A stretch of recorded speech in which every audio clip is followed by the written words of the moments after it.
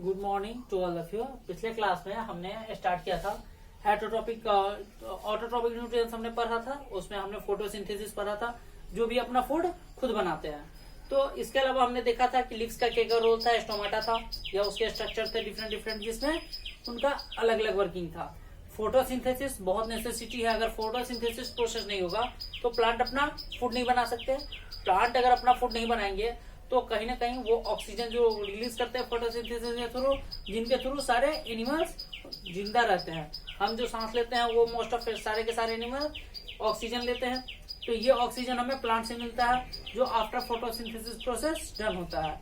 और हम जो कार्बन डाइऑक्साइड रिलीज करते हैं वो कार्बन डाइऑक्साइड प्लांट लेकर फोटोसिंथेसिस प्रोसेस करते हैं। तो ये प्रोसेस अगर कंटिन्यू नहीं होगा तो जो एटमॉस्फेरिक बैलेंस है वो बिगड़ जाएगा, और अगर एटमॉस्फेयर का बैलेंस बिगड़ गया तो इससे पूरे जो अर्थ पे लाइफ है वो एग्जिस्ट हो जाएगी, पूरी लाइफ खत्म हो जाएगी इसके थ्रू। तो इसलिए बहुत ज्यादा जरूरी है फोटोसिंथेसिस, जो मेनली ऑटोट्रॉपिक्स प्लांट्स में पाए जाते थे।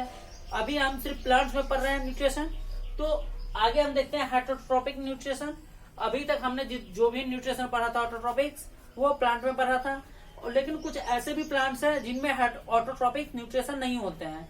यानी ये अभी जैसे मैंने बताया था कि मनी प्लांट में जो ग्रीन पार्ट होता है सिर्फ उन्हीं में होता है, हम उन्हीं में फोटोसिंथेसिस होता है, व्हाइट पार्ट में नहीं होता है। लेकिन इसके अलावा कुछ ऐसे प्लांट्स हैं जिनमें होता ही नहीं है। तो ऐसे प्लांट्स को हम लोग हेटरोट्रॉपिक प्लांट्स कहते हैं। हेटरोट्रॉपिक का सिंपली मीनिंग मैंने बताया था कि जो अपना फूड खुद नहीं बना सकते हो उन्हें हम लोग हेटरोट्रॉपिक प्लांट कहते हैं। तो हेटरोट्रॉपिक प्लांट में को हमने 4 कैटेगरीज में डिवाइड किया है। ऐसे 4 कैटेगरीज में आते हैं प्लांट जो अपना फूड खुद नहीं बना सकते हैं। दैट्स मीन्स कि उनमें फोटोसिंथेसिस नहीं होती है। तो सबसे पहले हम लोग स्टार्ट करते हैं पैरासिटिक प्लांट। जो पैरासिटिक प्लांट है, जो पैरासिटिक प्लांट होता है तो ये एक नॉन ग्रीन प्लांट है। नॉन ग्रीन प्लांट जैसे ही है, दैट्स मीन्स की क्लोरोफिल एब्सेंस है। क्लोरोफिल एब्सेंस है, दैट्स मीन्स की वो फोटोसिंथेसिस नहीं करेगा। तो वैसे प्लांट, वैसे नॉन ग्रीन प्लांट जो फूड के लिए दूसरे प्लांट पर डिपेंडेंट होते हैं। जैसे कि आप अपने घर के आसपास देखिएगा अमर बेल, मतलब कुछ ऐसे बेल्स होते हैं जो ऐसे बेल जो प्लांट के बगल में ग्रो कर जाते हैं और वो प्लांट से लिपट कर बड़े होते हैं।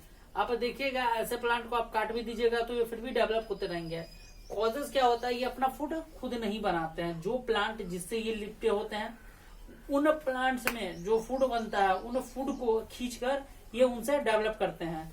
इसीलिए ये प्लांट्स, अगर हम घर के आसपास कोई भी प्लांट वगैरह लगाते हैं, मैंगो प्लांट या कोई भी जैक फ्रूट वगैरह, तो उन सब पे जो बेल वगैरह आ जाती है उन्हें हटा देना चाहिए। अगर आप उन्हें रहने देते हैं तो प्लांट का बनने वाला फूड का मोस्ट ऑफ हिस्सा ये ले लेता है और इस कारण प्लांट प्रॉपर डेवलप नहीं हो पाता है।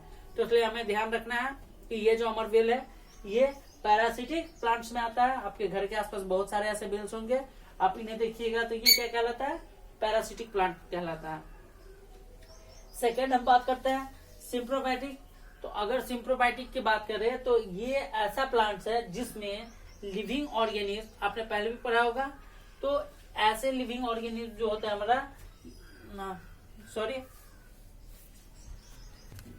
सेप्रोपाइट्स।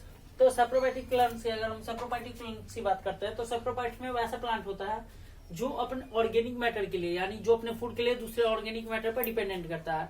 अब ये दूसरा ऑर्गेनिक मैटर क्या होगा, तो जैसे कि कोई प्लांट है या कोई डेड एनिमल है तो उन पर जब ये, अगर हम प्लांट की बात करें जैसे कोई प्लांट है, हम देखते हैं बारिश के मौसम में मशरूम वगैरह निकल जाता है, तो ये क्या है, हमारा पैरासिटिक प्लांट्स है। या अगर हम फंगी की बात करें, अगर हम जब ब्रेड बनाते हैं, रोटियां, तो अगर हम डफ को छोड़ देते हैं 2 दिन 4 दिन, या फिर रोटी को हम लंच बॉक्स में छोड़ देते हैं तो 1 सप्ताह बाद देखते हैं उसमें फंगस निकल आता है। तो ये फंगस क्या है, ये सेप्रोपैटिक है। ये सेप्रोपाइट्स में क्या होता है कि ये उन पर डेवलप करना शुरू करता है।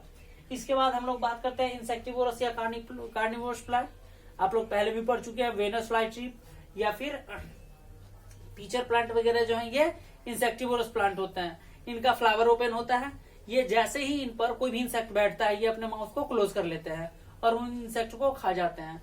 तो ये जो प्लांट होते हैं ये मेनली, इन्हें कार्निवोरस यानी मांसाहारी भी हम कह सकते हैं, क्योंकि ये दूसरे जानवरों को यानी छोटे छोटे कीड़ों को खा जाते हैं।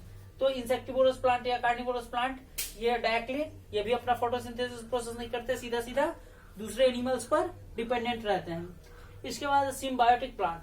सिम्बायोटिक प्लांट्स, ये ऐसा तो ये आता हमारा सैप्रोफाइट्स के ग्रुप में ही है, बट ये इसलिए हमने इसे कैटेगराइज किया है, अलग किया है, क्योंकि इसमें ग्रो तो करता है, दूसरे लिविंग ऑर्गेनिज्म पर ही डिपेंडेंट होता है, बट इसका कॉजेज क्या होता है कि ये खुद भी न्यूट्रिशन लेता है और बदले में उन्हें भी न्यूट्रिशन देता है। जैसे अगर हम फंगस की बात करें तो कुछ फंगस अगर प्लांट्स के रूट्स में निकलते हैं तो ये रूट्स में निकलने के बाद प्लांट से फूड तो लेते ही हैं, साथ में कुछ इंपोर्टेंट न्यूट्रिएंट्स उन्हें भी देते हैं।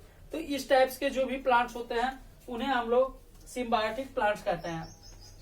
तो हम लैंग्वेज में कह सकते हैं कि जो फूड और शेल्टर, जो अपना फूड और शेल्टर शेयर करते हैं दूसरे के साथ और उनसे लेते भी है और बदले में उन्हें देते भी हैं। तो इस टाइप्स के प्लांट को हम लोग सिम्बायोटिक प्लांट्स कहते हैं। इनके एग्जांपल्स में हम कह सकते हैं जो फंगस होता है, ग्रोन इन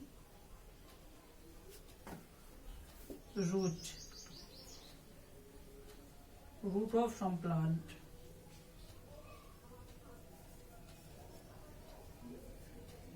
ओके, तो आज के लिए इतना ही। आपका ये चैप्टर खत्म हो चुका है। अब इससे आगे जो क्वेश्चन आंसर दिए गए हैं वो मैं आपको देता हूँ, आप उन्हें सॉल्व करके दिखाएंगे।